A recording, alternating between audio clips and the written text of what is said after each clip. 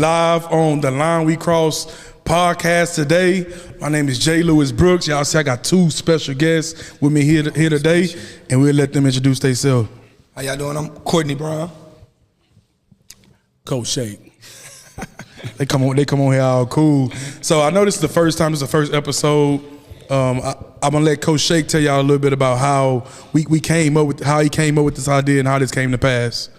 On you, Coach Shake. Well, how it all started was, being in this coaching journey, you get ideas when you see people do things and come across certain things. And, through my coaching journey, man, I was able to coach my kids, early on. And that wasn't just high school, from rec ball on up. And it's my privilege to be able to coach my oldest kid in Little League, and that just kind of like set the foundation for just my coaching journey in general. It was a lot of things that happened during that time, from that Little League thing to where we are today. And it came up with some of the things that we had to do to get where we were. And I'll let him talk about it once we get into it. One of the things that really changed his life in that process of rec ball to now to get where he is. I remember that. Man, and I hope the guy that's gonna get that recognition for that, hope he gets to check this podcast out, because he's one of the, I can honestly say, man, he really set me on my way for his coaching, being dead honest, because I never thought that was gonna be my vision in life. And he lit a fire in me. All right, so I like the name of this podcast that we started here, titled "The Lines We Cross."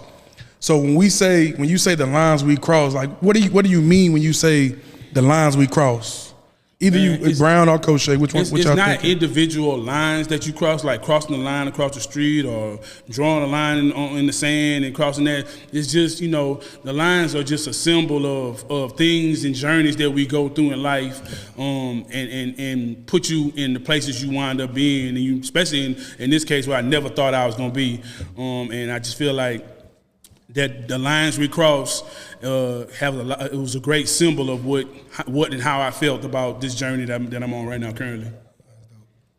All right, so this brings us to our first question of this podcast. The question is, what is the biggest line you had to cross to become the person you are today? And the first person I really want to ask, I want to ask Coach Brown here. What is the biggest line you had to cross becoming the person you are today?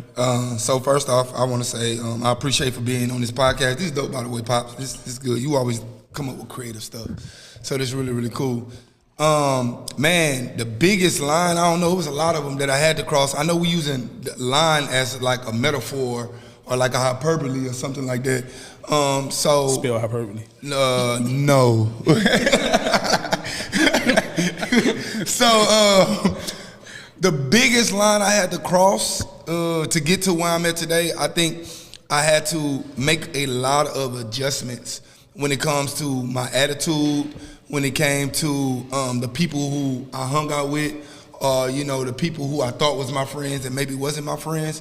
And it was a lot of people I had to let go, and and there's a lot of emotions and things that I thought maybe this is how I should be moving, and that wasn't necessarily I should have been moving in that way. I had anger management problems.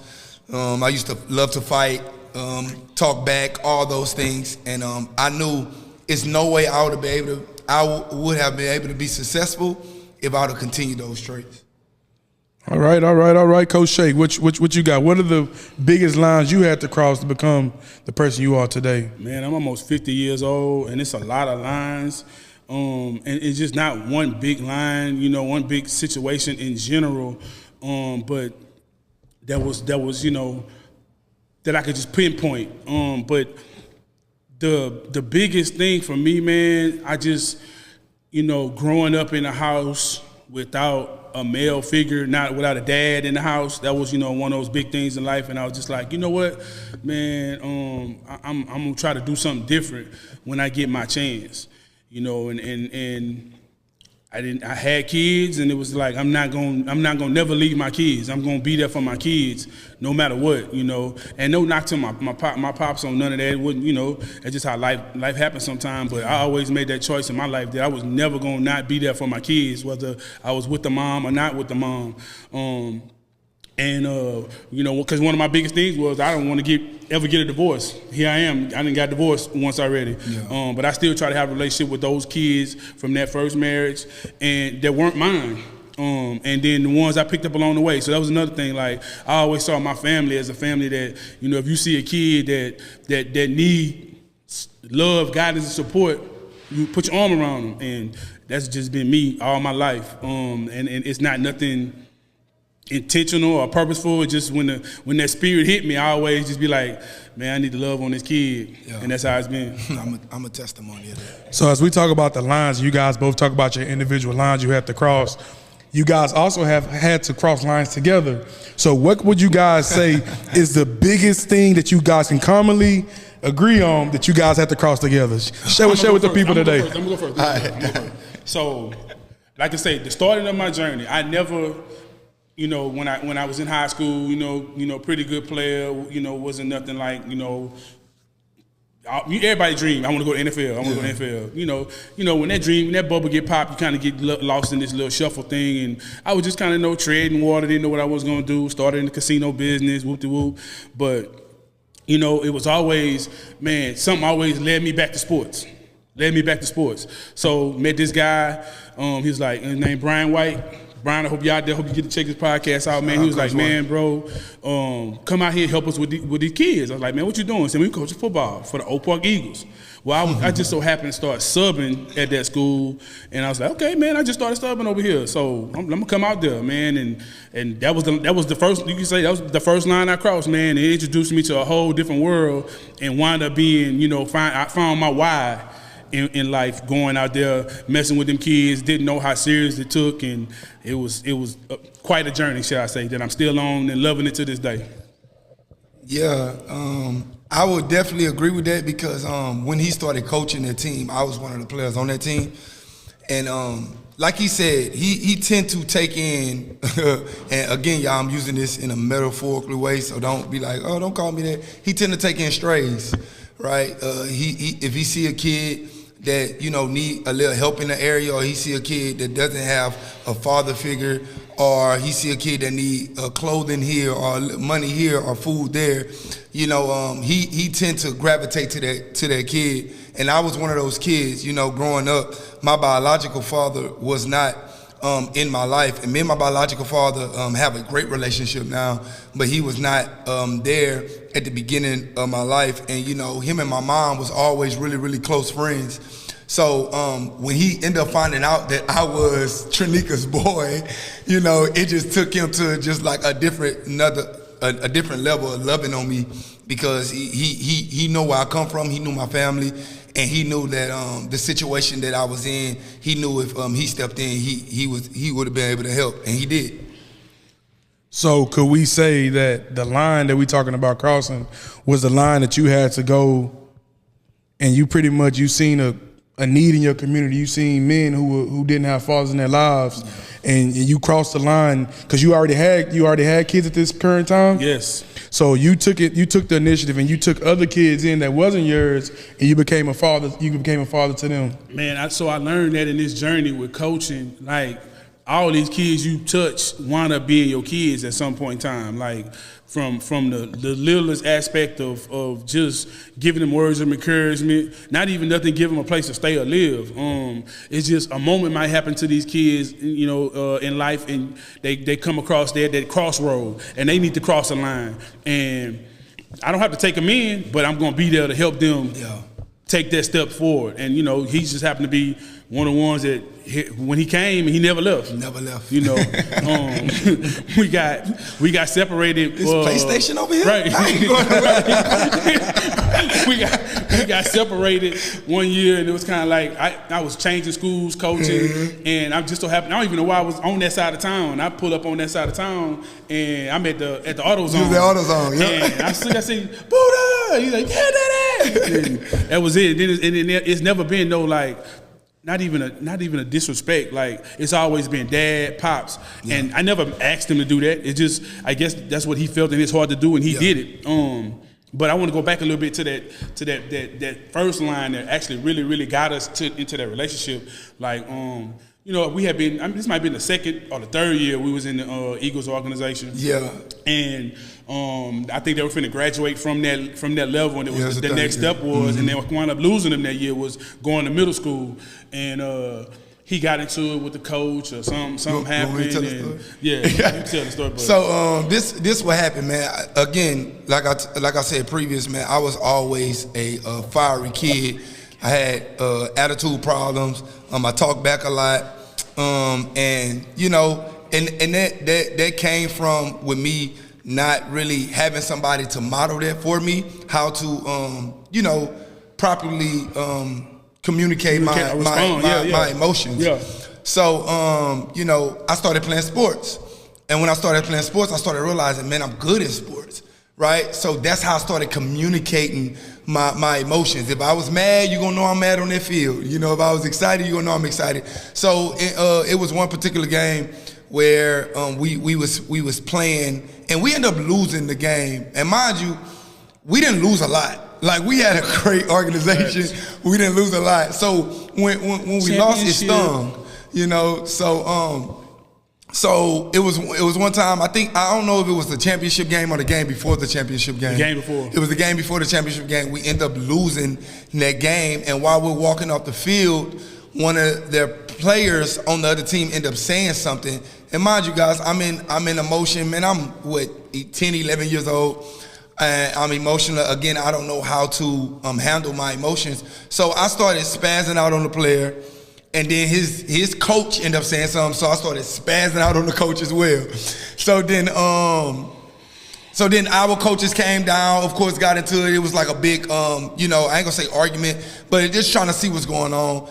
And then the person who was the head coach over our team, Mr. Brian White, and I want to say shout out to Coach White because I learned a lot from him. But he made a comment. He made a comment that stuck with me for the rest of my life. And the comment was that he said I was gonna be a jailbird. He told me, he said with his anger problems and with how he move and all that, he's not gonna do nothing in life. He's gonna be a jailbird. And I remember hearing that, and I remember like I was in tears. I was crying. I was upset. And I remember this man coming up to me and just, you know, comforting me and consoling me and giving me words of encouragement. You know, that was just one of them moments. It was one of them. And being a coach now, I can go back and look at that situation, at how he could have came up and said what he said, because, you know, you got a kid that's always mouthing off and you don't know how to handle that kid. And that kid pretty much, got into a situation that put a coach in a situation. Yeah. And as a coach, you embarrassing me, and I make a comment out of anger, and that blew that whole situation up. And he has since apologized. And all that. We didn't talk about it. Yeah, we solid. You know, we be white family. Yeah, we family. We family. You know, at the end of the day, Old Paul Eagles till we die. When Eagles fight, Eagles win. Yeah, baby. Eagles fight, Eagles win. Man, you know. So that's the mindset. Okay. So, second question would be: if you can go back to the moment before crossing that line, would you still do it? Because it seemed like the line first kind of started, kind of with you, with how the situation came. You were kind of like troubled youth, kind of. But really, the question would really be to you, Coach Shay, because you seen the opportunity.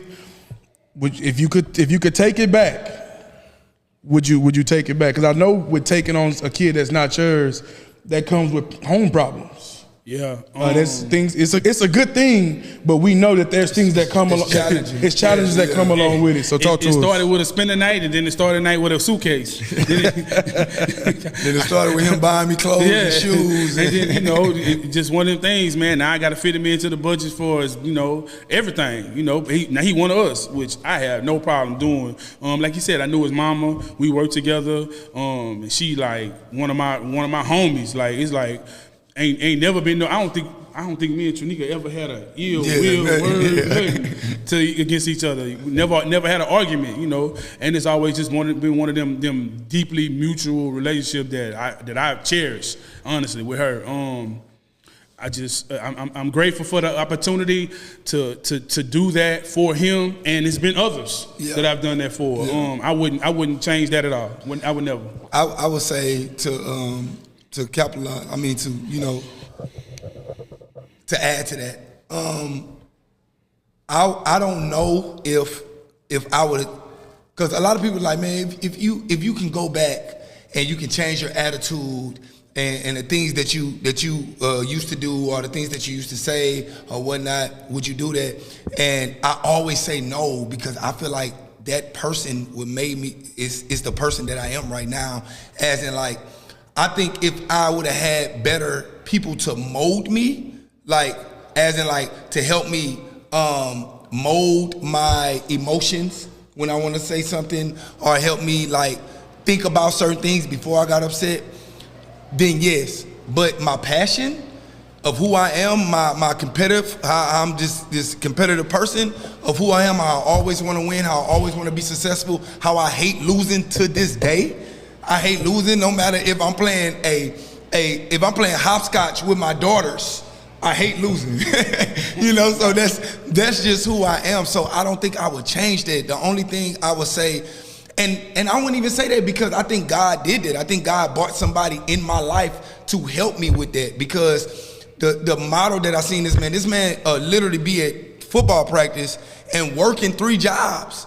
Like, he'll work at the casino, and then he'll be in school, and then he'll go teach, and then he'll go to football. Like, I saw the model of a man working hard, and that molded me to who I am today. So I have no excuses. This is why I always tell people, I'm gonna grind. If we need it, I'm gonna grind to get it, because that's what I saw. You know, I didn't see a man being lazy. I didn't see somebody sitting down. I saw a man that have 5, 6, 7 kids in his house, and I gotta feed them. And we never knew that we didn't have, like, anything.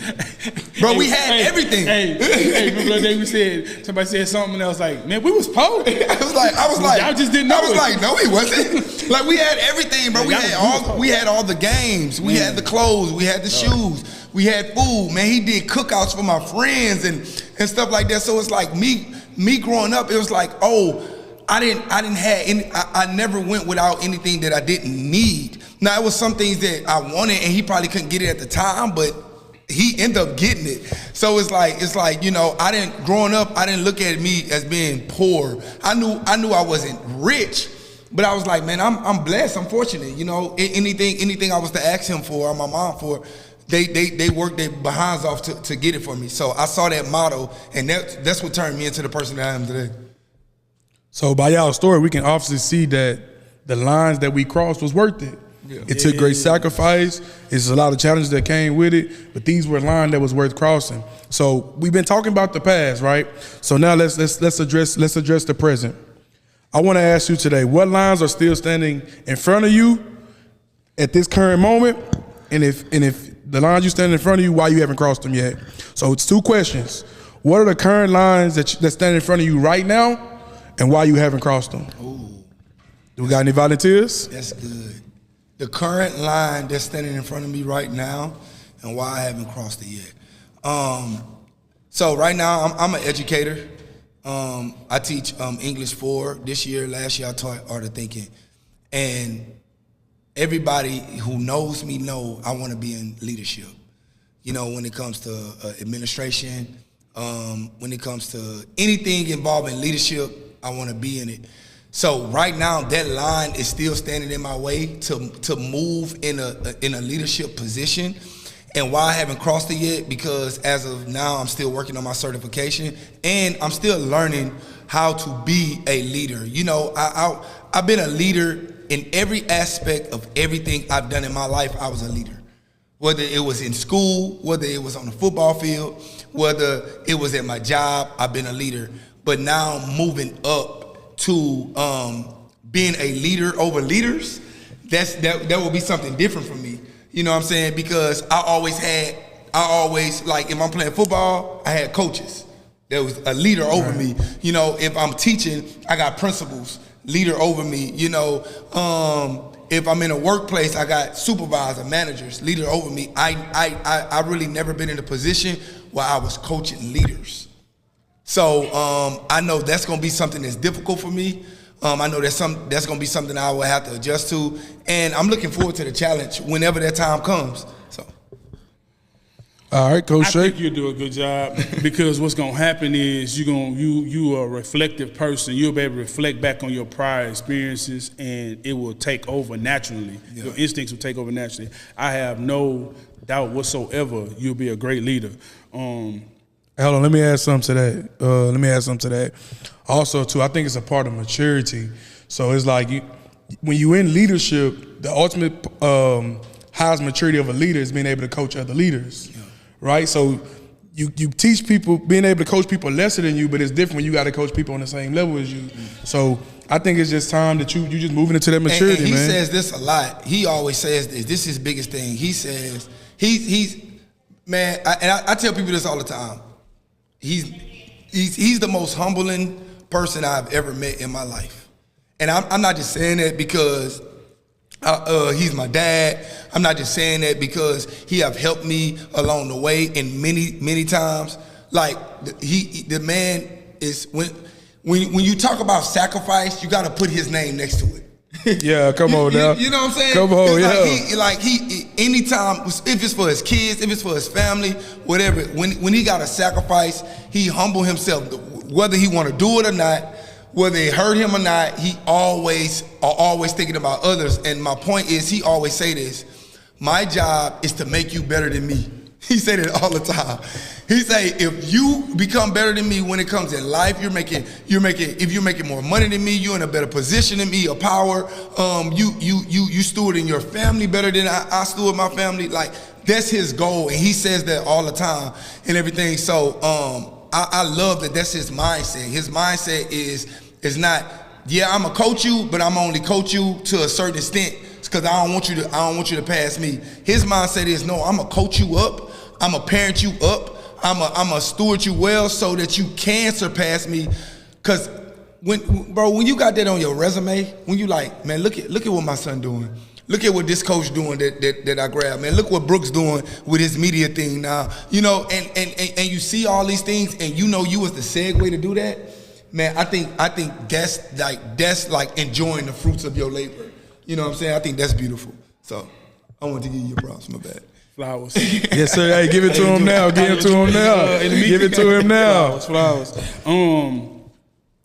And he know, man. I don't want no shine. It ain't never my thing. I always put the onus on everybody else. But the question about the next line I want to cross, man. I've gotten so far from where I thought I would be till I don't know what the next line gonna be, but I know I ain't scared to cross it. I have never been. This was never my idea to be the head coach at Sam Houston High School.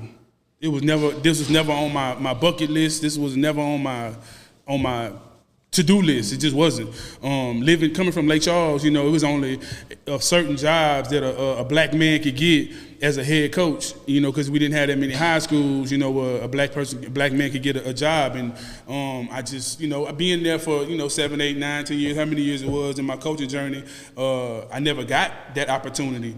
I've been in Texas 4 years, and I'm already a head football coach at a 6A high school. So far as, you know, what lines to cross, it was plenty of lines to cross. And as I go on this journey with y'all with my podcast, the lines we cross, I'm gonna be bringing people to help me cross certain lines to get to where I am today, to show you what it really means, you know, about the lines we cross, because it's you can't do it by yourself, mm-hmm. and you can't be scared to bring somebody with you. And that go back to what he was saying, like these group of men that I bring around these kids, I tell these kids all the time, I'm never gonna bring nobody around you that don't mean you know well. Because if they don't mean you know well, they gotta go. Because it's all about making y'all better. It's about making them men in that room better. I want you to be a better whatever you decide to be, because that's the way I was brought up. I gotta give homage to that because my coaches, you know, just instilled that in us coming up. Man, I still talk to my O-line coach on a regular basis. And he Coach Fraze, man, I know he probably ain't gonna never look at this, but he's one of those people that I owe everything to for us, you know, where I am right now. Just going back from playing a football game, and he knew I was better than I was, and he came down before halftime and kicked me in my butt and told me, this not what I expected you. And I think from that day, that was a line I had to cross that day, being in high school, that changed my life and trajectory in sports. Because I was, you know, wasn't doing what he thought I was capable of doing. He came down from the press box in the second quarter and kicked me in my butt, told me to get myself together. And ever since then, I think I changed as a person on the field. So for us crossing the line, I don't know what the next line gonna be to cross, but I ain't gonna be scared to cross it. Because the good man above done put me in certain spots that I never thought I was going to be. Never thought I'd be the head coach over here at Sam Houston High School. It's a privilege, it's an honor to be here, and I plan on taking full advantage of this opportunity. All right, fellas, we're having a great time here, but I am to my last question. We've been talking about the lines we cross, but we want to be an encouragement to the other people who are the watchers, the listeners, the viewers. Can y'all give them any advice on how they can cross the lines in their lives or other things they're afraid of crossing the line? Can we give them any type of encouragement as we end this episode on how they can cross lines in their life? For sure. So me, if you don't know, you will know, and now you know. I'm a big man of faith. Jesus Christ is my Lord and Savior, and I believe that He died for me and rose. I mean, He died for my sins and rose as well, and it was a lot of great things happening in my life. But when I gave my life to Jesus Christ, everything shifted, right? There's a scripture that I love to quote. It says, seek ye first the kingdom of God, and then everything else will be added on to you. So I would tell you, young, old, whomever, seek God, trust in God, believe that He is King of Kings, Lord of Lords, and believe that if He said that He's gonna place you somewhere, or if He gave you a purpose, that He is faithful to complete it. So continue to lean on Jesus Christ, and everything else will fall in place. That's my advice. Coach Shake, what you got for the people today? So heartfelt. That's why I love them. Man, I'm thankful for the opportunities that I have been given. I'm thankful for what's to come. And that's the best thing about sports. You never know what's gonna be that next hour away. You just never know. It could be bad, it could be good, but it's always gonna be a challenge. We got a new principal at the school, and it was kind of like one of those things like, man, what's next? What do I do? Do I stay? Do I go? Do I leave? And it's like, no, just ride it out. Just ride it out. And I thank Brooks for being like, man, just hold. I got a feeling about it. You know, and not saying that I'm not a God-fearing person. That's not what I'm saying. But you know, and I do listen to that little voice that be in my head telling me, you know, do what you're supposed to do, or don't do this, or don't do that. But he had to sit in my office and he said, hey man, just be patient, bro. Just let's see what's gonna happen. Let's ride the storm out. Cause I was ready to jump ship. It's just, you know, you never know what a new He not lying, y'all. He not lying.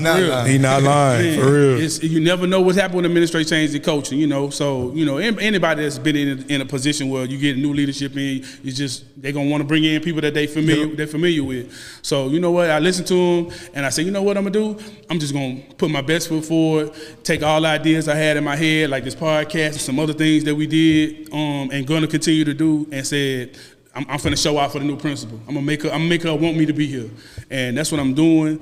And it's all for the kids. And if it ain't, and I tell that to everybody, if you ain't doing it for the right reason, hey, you can't be around me, because that's what I'm about.